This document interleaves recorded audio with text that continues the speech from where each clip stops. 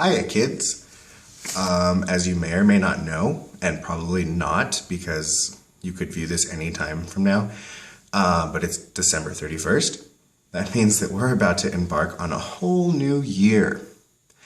Bright, sparkly-eyed promises. Before we get started, I just wanted to let you know that this is not going to be a video about the things I intend to get done in 2014, because they probably wouldn't happen. No, this is a reflection on things that happened this year, in 2013. Quite a busy year. Just a little reflection on that. I know it's been a while since I did a video. It might get a little long, and I'm sorry for that, but people that I know are going through hard times, and 2013 was a little bit hard. So I thought I'd share some of my experience and hopefully give somebody a more positive outlook on things. So here goes. 2013 started as, well, I broke up with somebody. That sucked. So there was a little bit of heartbreak. February rolled around and I turned 21. Hooray! Parents and the best friend took me to Vegas. Super fun. Really drunk. The rest of the months for a while, kind of just me working at AJ's in Phoenix and getting drunk and doing the whole 21 thing. Fun. Mending my broken heart. That was super fun. And for a while it was just, maintaining, doing the same old. And then, towards the end of the year, I visited Albuquerque, I think late September, and I had decided that I was ready to move back home and pursue school, and I wasn't really sure which path that was going to take, but I decided I wanted to go for it. Well, I went back to Arizona to let my mother know that I was intending on leaving soon, and we found out that she was sick, and 2 weeks later she was in the hospital, and she ended up passing away. And I remember being at work and getting the call that she was in the hospital, and it wasn't good. And I remember I had a bad panic attack in the break room, and people were like, what's wrong? And I couldn't think. And I went to the hospital, and, for the next week I lived there, and I went through this process that I really wasn't adequately prepared for, being 21, and, my mom never remarried after my parents divorced. I was her only biological kid. It was the worst experience of my life. But also, it changed my life. Having to talk to doctors and insurance people and all these other things over the course of a week and getting all this information, and all of a sudden having to lead my family, tell my grandma and my aunt, she's not going to make it, and we have to do X, Y, and Z to take her through this process. And I led the way, and it was a lot of learning as you go. And I ended up calling my parents, my dad, and my mom, Ange, who also raised me, to come down and be with me, because I really needed my parents' help, because there was just so much going on. I needed help. And they came right away, overnight, and they helped me with the whole thing. And we made it through. And though that was the most awful experience I've been through, that is the one experience in my life where I see the Lord's hand all over it, just every which way.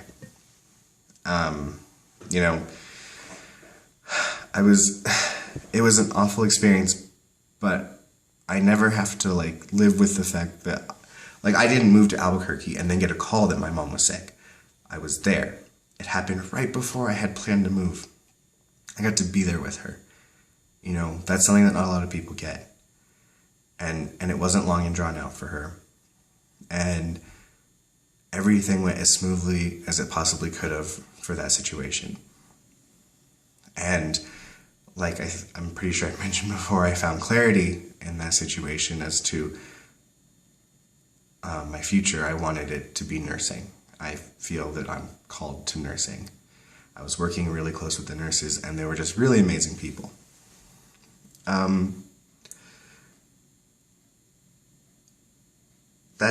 It changed me. It changed my outlook on people and on my life and on the petty dramas that I was very prone to get sucked into for no reason at all. You know, life is short and it can go like that. And I know people say that a lot, but now I know it's true. And, you know, I want the people I love and care about to know that I love and care about them. You know, I will tell my little brothers I love them and give them a hug, even though they're like, but I don't care. They need to know. And I'm not going to allow myself to get sucked into stupid he said, she said. You know, I don't care if people are talking about me. I don't care. I don't have time for it. And they're not important to me. If somebody doesn't like me, oh well. You know, but life's just too short and precious for that crap. I mean, who has time? I ain't got time for that.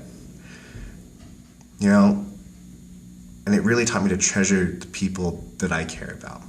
And I'm not worried about the rest. It's all little shit.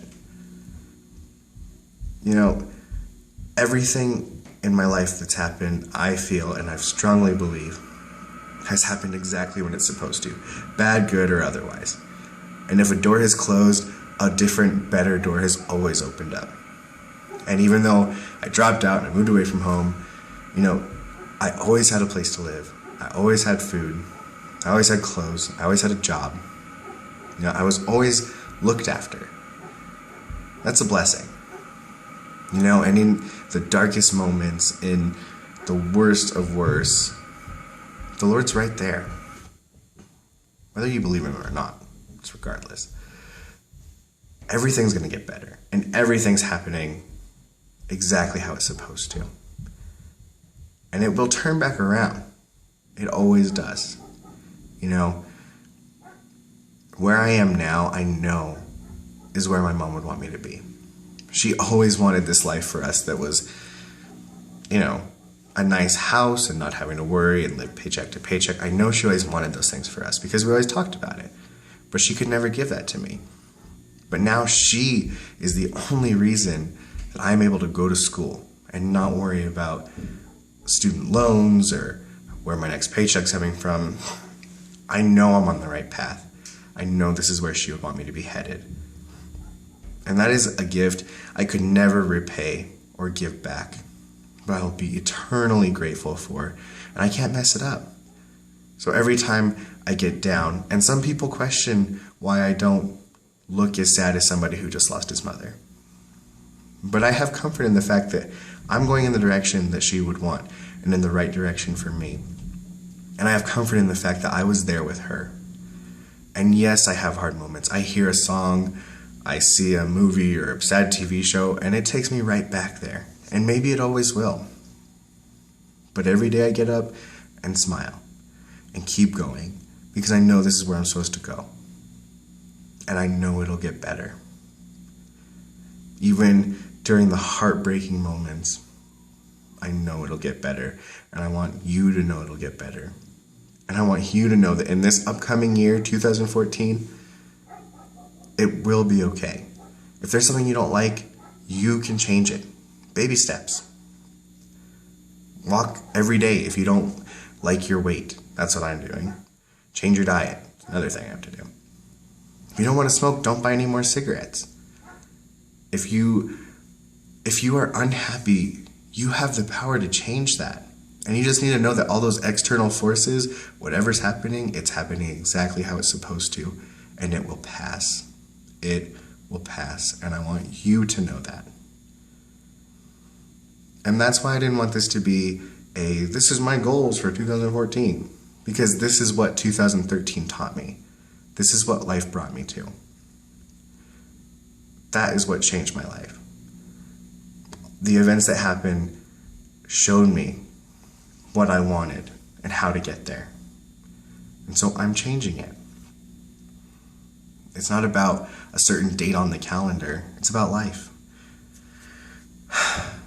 Anyway, this is droning on, and I'm really sorry, but I just really thought that should get out there. And I just want you all to have a wonderful year. And all of you be safe tonight. Don't drink and drive. And don't sleep with a scary person. Okay, love you, bye.